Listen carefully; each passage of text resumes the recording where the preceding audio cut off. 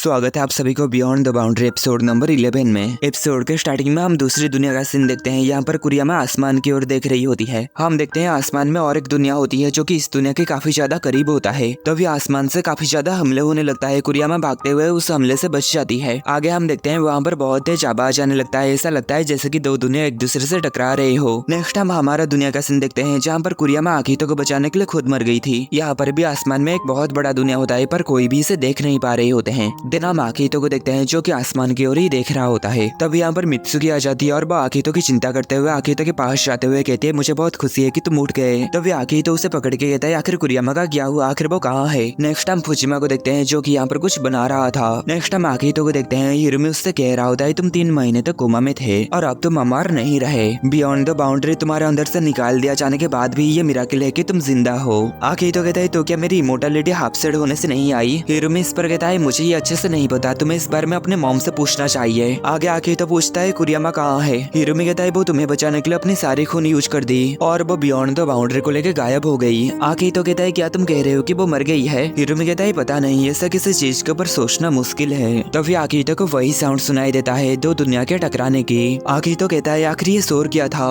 Hiromi कहता है कौन सा शोर, हमें तो कुछ नहीं सुनाई दिया। तभी वो शोर फिर से आता है। आकितो कहता है देखा ये शोर फिर से आया पर इन दोनों को कुछ भी नहीं सुनाई दे रहा होता। आगे हिरोमी पूछता है क्या तुम मुझ में कुछ अलग नोटिस किए। इस पर आकितो उसके गले की ओर इशारा करता है। हिरोमी कहता है हाँ तुमने सही कहा, मैंने आज अपना स्कार्फ नहीं पहना है। इसका मतलब यह है कि मुझे ज्यादा ठंड नहीं लग रही है। मेरे स्पिरिट हंटर होने की साइड इफेक्ट है कि मुझे ज्यादा ठंड लगती है और जबकि ये साइड इफेक्ट चला गया है तो इसका मतलब यह है कि हम कमजोर हो चुके हैं। कहीं इसका कनेक्शन उस आवाज से तो नहीं है जो तुम्हें सुनाई दे रहा है। नेक्स्ट हम देखते हैं सेन यहाँ पर आकितो को बहुत सारा ऑमलेट राइस बना के देती है और आकितो यहाँ पर पूरा भुखड़ों की तरह खा रहा होता है क्योंकि वो 3 महीने से कुछ भी नहीं खाया था। और हिरोमी यहाँ पर अयाका से पूछता है आकितो को एक आवाज सुनाई दे रहा है, क्या तुम्हें इसके बारे में कुछ पता है। और अयाका कहती है आकितो के अंदर जो ड्रीम सेट था वो बियॉन्ड द बाउंड्री से है और हमें ये पता है कि वो ड्रीम सेट कितना ज्यादा ताकतवर था। तो ऐसा लगता है कि वो आवाज उसी ड्रीम सेट की वजह से आ रहा है। तभी आकितो कहता है मुझे इजुमी से बात करनी है, वो इन सब में पहले से ही शामिल थी है ना। हिरोमी इस पर कहता है उससे बात करने से कुछ नहीं हासिल होगा, मैंने तुम्हें पूरी बात पहले ही बता दिया है। जब तुम कोमा में थे तब मैं उससे कई बार बात की थी। नेक्स्ट हमें कुछ दिन पास्ट का सीन दिखाया जाता है। इजुमी से सभी बात जान जाने के बाद हिरोमी कहता है तो क्या तुम कुरियामा मिराई को अपनी जान दे देने के लिए कहे। और मित्सुई कहती है आखिर तुमने हमें ये सब बातें बताई क्यों नहीं। इजुमी कहते अगर मैं तुम्हें ये सब बता भी देता तो तुम क्या करते, क्या तुम कुरियामा को रोकने की कोशिश करते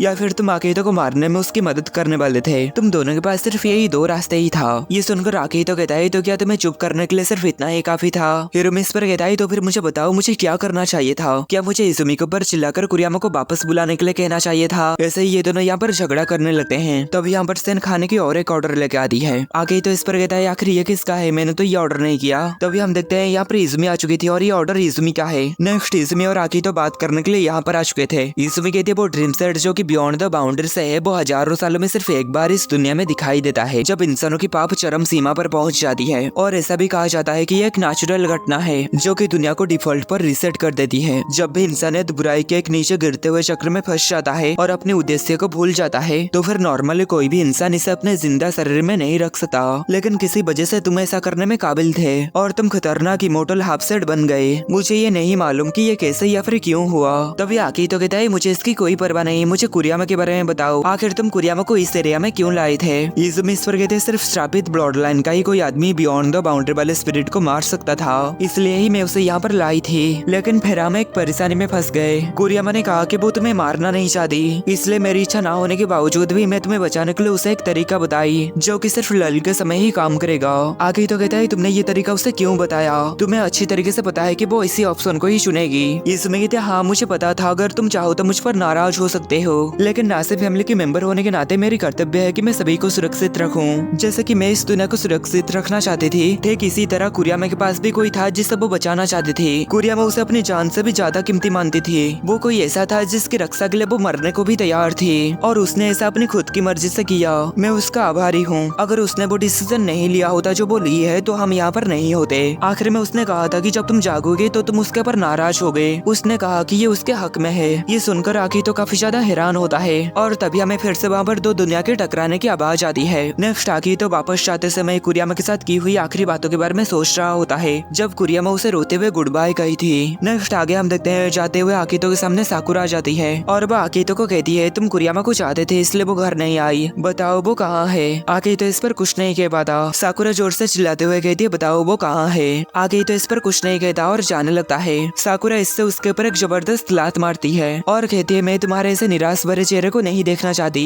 नेक्स्ट आगे तो घर आ जाता है और अपने फोन में सारे मैसेज को चेक कर रहा होता है। तभी वो कुरियामा के एक मैसेज को देखता है जो देखकर वो काफी हैरान हो जाता है। कुरियामा इस मैसेज में कहती है मुझे नहीं पता तुम ये मैसेज पढ़ पाओगे या नहीं, और मुझे ये भी नहीं पता तुम्हें ये पढ़ने का मौका कभी मिलेगा या फिर नहीं। मैं तुमसे मिलने आ रही हूँ, देन मैं बियॉन्ड द बाउंड्री वाले स्पिरिट को मार दूंगी। नेक्स्ट हम कुरियामा को देखते हैं जो कि इस दुनिया के अंदर होती है और बियॉन्ड द बाउंड्री से फाइट कर रही होती है। कुरियामा आगे कहती है मुझे इस समय थोड़ा सा अजीब सा महसूस हो रहा है। सच कहूँ तो मैं बहुत खुश हूँ। एक श्रापित ब्लड लाइन वाले क्लैन में जन्म लेने की वजह से मेरी जिंदगी बिल्कुल भी अच्छी नहीं रही है। मैं हमेशा सोचती थी कि मेरी जन्म हुई ही क्यों, और मेरे अंदर का कुछ हिस्सा हमेशा ये सोचता था कि मेरे लिए मर जाना ही बेहतर है। लेकिन मैं बहुत बड़ी गलतफहमी में थी। अब मुझे खुशी है कि मैं इस दुनिया में आई। कहा जाता था कि मेरी पावर श्रापित थी, पर वो सभी बकवास बातें थी। हालांकि अब मुझे पता है कि इस पावर का मोटिव लोगों को चोट पहुंचाना नहीं था, बल्कि सारे लोगों को इस ड्रीम सेट से बचाना था। इसलिए मैं सच में काफी खुश हूँ कि मैंने इस दिन को देखने के लिए काफी ज्यादा धैर्य रखा। मुझे बहुत खुशी है कि मैं इस शहर में आई और तुमसे मिली। मुझे अब पता चला कि मेरी किस्मत बहुत अच्छा था। मैं बिल्कुल भी श्रापित नहीं थी और अब तुम भी एक नॉर्मल मौत पा सकते हो।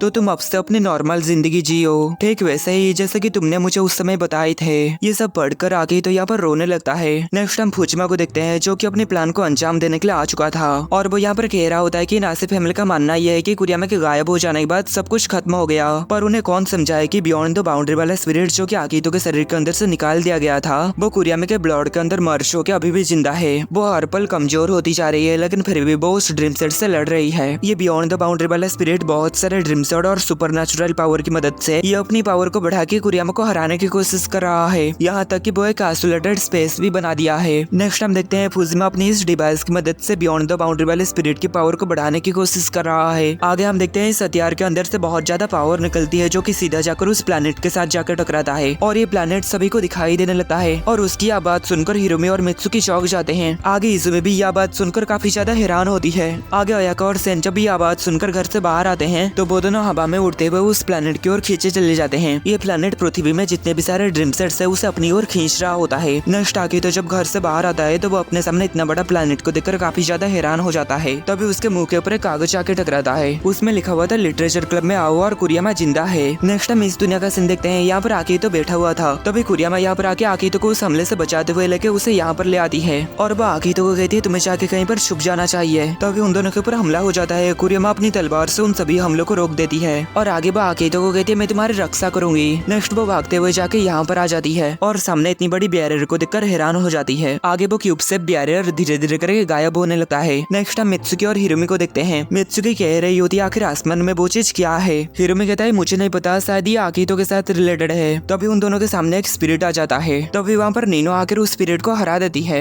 आगे हम देखते हैं वो स्पिरिट भी आसमान में उस प्लैनेट की ओर खींचा चला जा रहा होता है, और हम देखते हैं वो प्लैनेट ऐसे ही बहुत सारे स्पिरिट्स को अपनी ओर खींच रहा होता है। आगे तभी यहाँ पर ये सब देखकर काफी हैरान होता है। तभी साकुरा यहाँ पर आ जाती है और वो सामने एक बहुत बड़ा स्पिरिट को उसे दिखाती है। तभी यहाँ पर नीनो, मित्सुकी और हिरोमी भी आ जाते हैं, और हम देखते हैं उन सभी के पास वही कागज होता है जो कि आकीतो को मिला था। आगे वो बड़ा सा स्पिरिट भी उड़ते हुए उस प्लैनेट की ओर चला जाता है। ये देखकर वो सभी काफी हैरान होते हैं। देन वो सभी उस कागज में लिखा हुआ मुताबिक स्कूल में लिटरेचर क्लब में आ जाते हैं। देन आकीतो जब यहाँ पर दरवाजा खुलता है तो वो काफी डर जाता है और कहता है हमें यहाँ पर नहीं आना चाहिए था, सभी पीछे हटो। हम देखते हैं उस दरवाजे में से आर्मर पहना हुआ कोई पर्सन निकलता है। तभी उस आर्मर का सर खुल जाता है और हम देखते हैं उसके अंदर आकीतो की मॉम होती है, और ये देखकर आकीतो अपने मॉम को एक जोरदार घूसा मारता है और कहता है आखिर आप ये क्या कर रहे हैं, ये मजाक का समय नहीं है। उसकी मॉम कहती है आखिर तुमने मुझे मारा कैसे, मैंने यहाँ पर एक अमेजिंग एंट्री किया है। और ऐसे ये दोनों आपस में झगड़ने लगते हैं। तभी हिरोमी कहता है अगर तुम दोनों का फैमिली रियूनियन हो गया तो हम काम की बात करें। इस पर आकीतो अपने मॉम से पूछता है तो क्या सच में कुरियामा जिंदा है। उसकी मॉम कहती है हाँ वो जिंदा है, वो अभी अकेले ही लड़ रही है, मुझे तुम्हारी मदद नहीं करनी चाहिए, पर दुनिया खत्म हो जाएगी अगर बियॉन्ड द बाउंड्री वाला स्पिरिट ये लड़ाई जीत जाए तो। इसलिए मैं इसे एक इमरजेंसी मान के यहाँ पर आने का डिसाइड किया।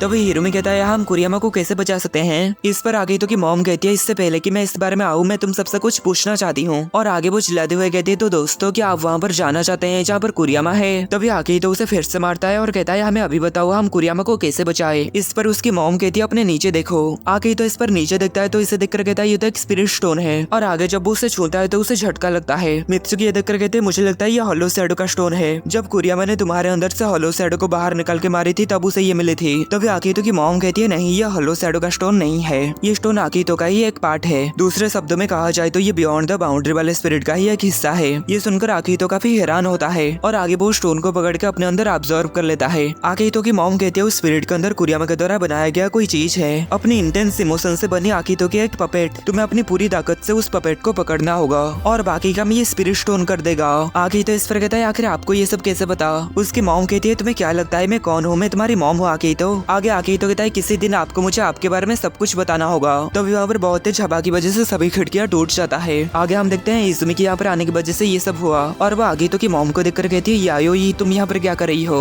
हम यहाँ पर देखते हैं आकीतो की मॉम और इजुमी पहले से ही एक दूसरे को जानते हैं। आगे आकीतो की मॉम आकीतो से कहती है जल्दी करो और यहाँ से जाओ। तभी इजुमी कहती है रुक जाओ, तुम्हारा प्लान क्या है, तुम अब और इमोर्टल नहीं हो। तभी आकीतो कहता है मुझे पता है पर मैं अभी भी एक ठरकी हूँ जिसे चश्मे और चश्मे पहनने वाले सुंदर लड़कियाँ पसंद है। दिन इतना कहकर वो चला जाता है और ये सभी यहाँ पर इजुमी को रोकने के लिए रहते हैं। आगे आकीतो यहाँ पर सभी स्पिरिट से बचते हुए कुरियामा की ओर आने लगता है। कुरियामा यहाँ पर लड़ते हुए काफी ज्यादा थक चुकी होती है। आकीतो की पपेट के आसपास हर जगह तबाह होने लगता है।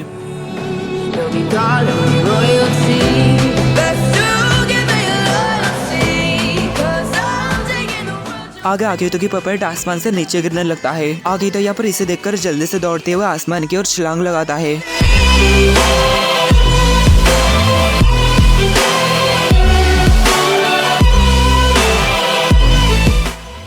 आगे हम देखते हैं वो उस पपेट के साथ जुड़ जाता है। दिन वो यहाँ पर उड़ते हुए कुरियामा जिस दुनिया में उस दुनिया में आ जाता है। हम देखते हैं कुरियामा यहाँ पर अपनी तलवार धंसा देती है जिससे वहाँ से बहुत ज्यादा खून बहने लगता है।